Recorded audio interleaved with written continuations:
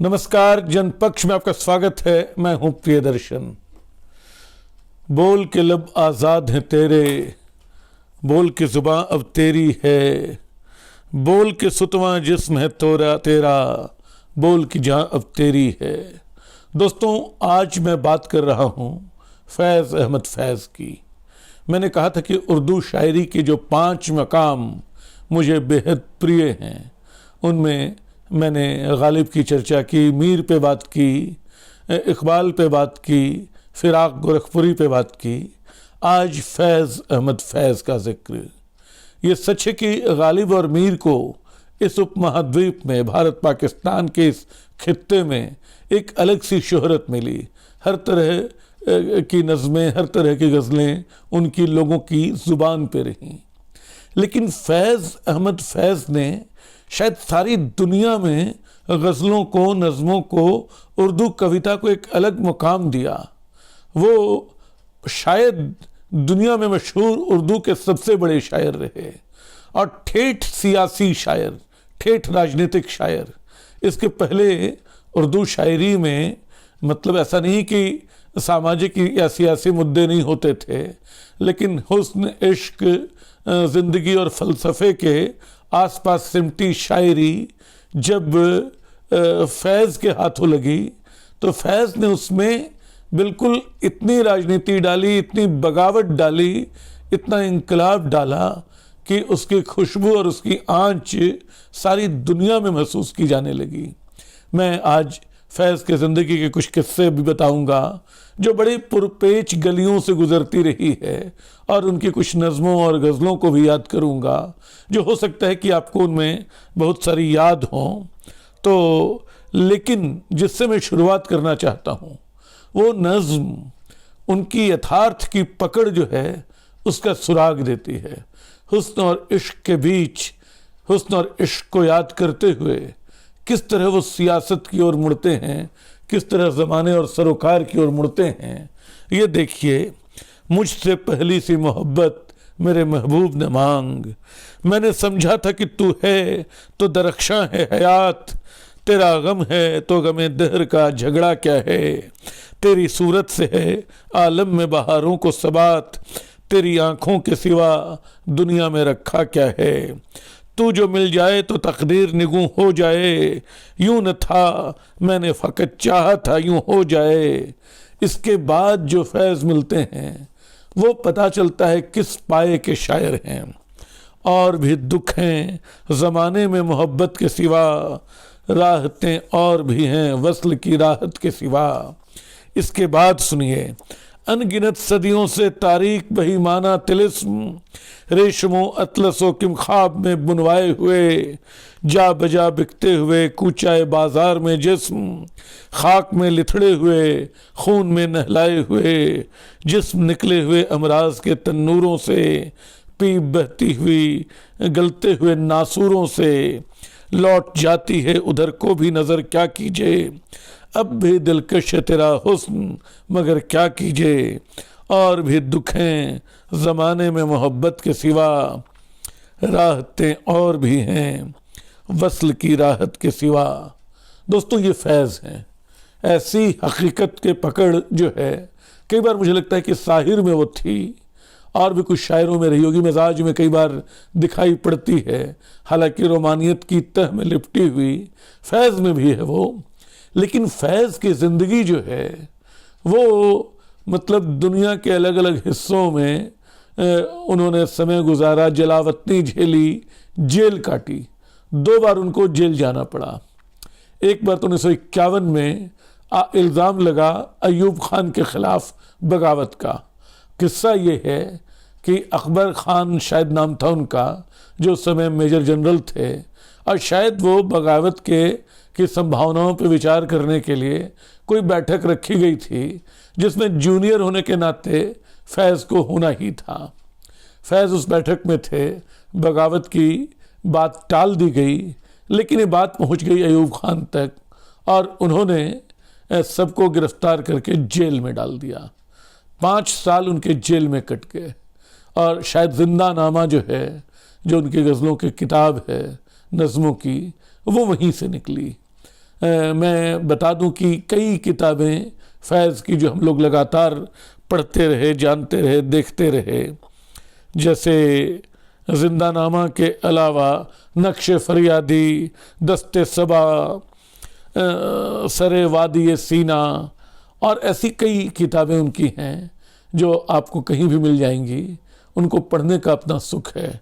मैं आगे भी उनके ज़िंदगी, उनके मसाइल पे बात करूँगा, लेकिन उसके पहले एक छोटी सी गज़ल जो उनका अंदाज़ बताती है, जिसमें पता चलता है कि फिर हकीकत का मामला तो है ही, रोमानियत भी कितनी गहरी है। दोनों जहान तेरी मोहब्बत में हार के, वो जा रहा है कोई शबे गम गुजार के। वीरा है मैं कदा खुमो सागर उदास है, तुम क्या गए कि रूठ गए दिन बहार के। एक फुर्सते गुनाह मिली वो भी 4 दिन, देखे हैं हमने हौसले परवरदिगार के। दुनिया ने तेरी याद से बेगाना कर दिया, तुझसे भी दिल फरेब हैं गम रोजगार के। भूले से मुस्कुरा तो दिए थे वो आज फैज़, मत पूछ बल भले दिले नाकार दाकार के। दोस्तों, फैज़ जो दूसरी बार गिरफ्तार हुए वो एक दिलचस्प वजह थी। 1955 के बाद वो बाहर चले गए, शायद लंदन। लौट के आए तो 1958 में कम्युनिस्टों के लिए काम करते हुए वो कम्युनिस्ट प्रचार में लगे हुए थे, पर्चे बांट रहे थे, इस इल्ज़ाम में पकड़े गए। ये सिकंदर मिर्जा का दौर था और 2 साल फिर इनके जेल में कटे और यहाँ से उनको निजात दिलाई उनके मुरीद रहे जुल्फ़िकार अली भुट्टो ने। बाद में शायद उनके मंत्रिमंडल में भी शामिल हुए थे। तो फैज़ की जो शायरी है वो ठेठ सियासी शायरी है, प्रगतिशील शायरी है, और उसमें उन्होंने अफ्रीकी बच्चों के लिए लिखा, ईरानी छात्रों के लिए लिखा, सबके लिए लिखा, और उनको गाने वाले बहुत रहे। मतलब कुछ तो उनकी गज़लें जो बहुत गाई गईं, आपको याद होगा जो बड़ी मशहूर है उनकी, गुलों में रंग भरे वादे नौ बहार चले, चले भी आओ कि गुलशन का कारोबार चले, कफस उदास है यारों सबा से कुछ तो कहो। ये जो पूरी गज़ल है ये मेहदी हसन की आवाज़ में भी आप सुन सकते हैं, नूर जहां की आवाज़ में भी सुन सकते हैं। इसका जो शेर मुझे सबसे ज़्यादा पसंद है वो आखिरी शेर है, मकाम फैज़ राह में कोई जचा ही नहीं, जो कुए यार से निकले तो सूए दार चले। कुए यार यानी यार की गली से, दोस्त की गली से निकले तो सीधे सूएदार फांसी के तख्ते पे चले गए। तो मकाम फैज़ राह में कोई जचा ही नहीं। खैर, ये जो गज़ल गाई थी ये एक अलग तरह की गज़ल थी। उनकी 2 नज़में, एक नज़म तो बिल्कुल क्रांति की, इंकलाब की आवाज़ बन गई, और आज भी एशिया के किसी हिस्से में आंदोलन होता है तो वो नज़म गाई जाती है। वो है इकबाल बानो की हम देखेंगे। दिलचस्प ये कि जब मैंने इसको नज़म की तरफ पढ़ा था तब शायद मुझे लगा था कि इसमें कोई ख़ास बात नहीं है, लेकिन इकबाल बानो ने जिस तरह गाया इसको, जिस जलसे में गाया इसको, वो इतिहास है। आज भी उस गीत की रिकॉर्डिंग सुनना रोंगटे खड़े कर देता है। और इस गीत को गाना आसान नहीं था, इसके शब्द बड़े टेढ़े मेढ़े हैं। मैं आपको सुनाता हूँ उस नज़्म का कुछ हिस्सा। हम देखेंगे, लाजिम है कि हम भी देखेंगे, वो दिन की जिसका वादा है जो लौहे अज़ल में लिखा है, जब जुल्म व सितम के कोहे गरां रुई की तरह उड़ जाएंगे, हम महकूमों के पांव तले ये धरती धड़ धड़ धड़केगी, और अहले हकम के सर ऊपर जब बिजली कड़कड़ कड़केगी, जब अर्ज खुदा के काबे से सब बुत उठवाए जाएंगे, हम अहले सफ़ा मरदूद हरम मसनद पे बिठाए जाएंगे, सब ताज उछाले जाएंगे, जब सब तख्त गिराए जाएंगे।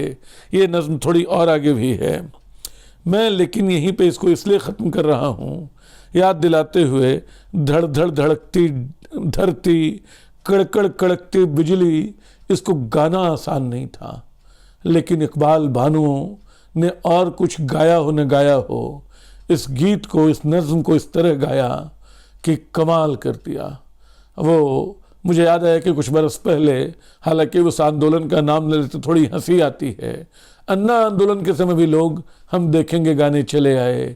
हाँ, उससे ज़्यादा जो शाहीन बाग पे आंदोलन चला था जमहूरियत के हक में, उस आंदोलन में भी हम देखेंगे गाया जा रहा था।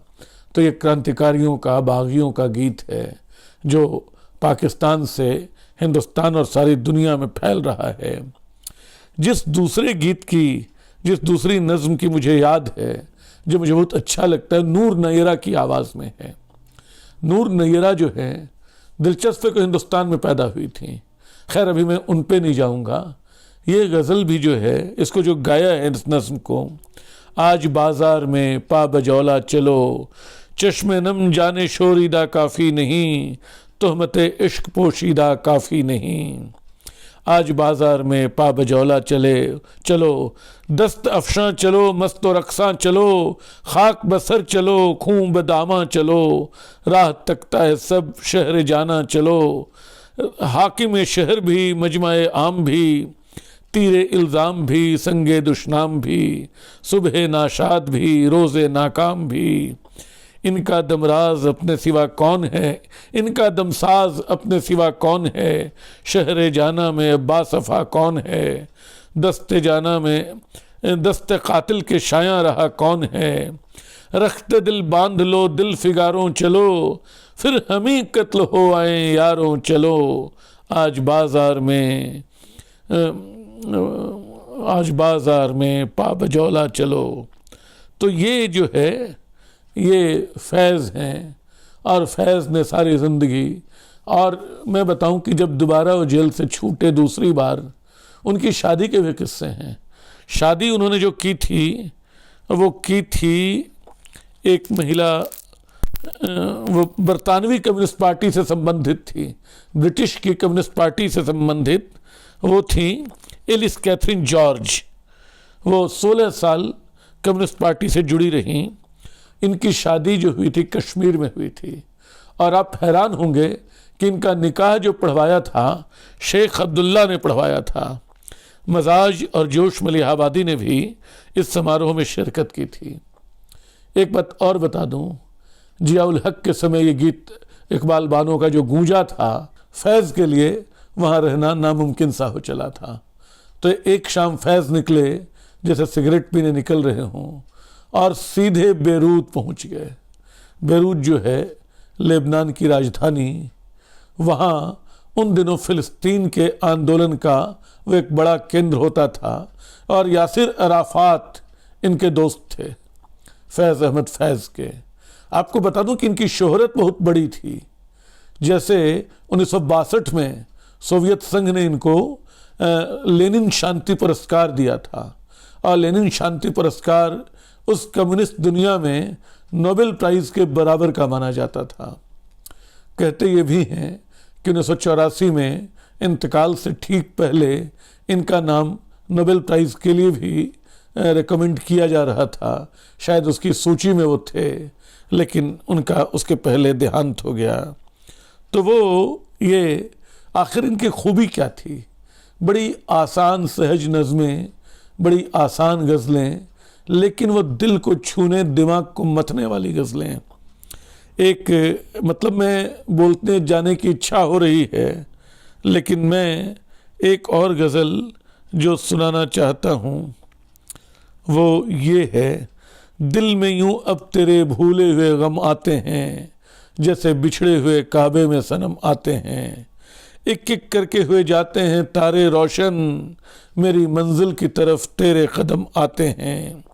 रक़्से मैं तेज़ करो, साज की लय तेज़ करो, सूए मैं खाना सफ़ीराने हरम आते हैं।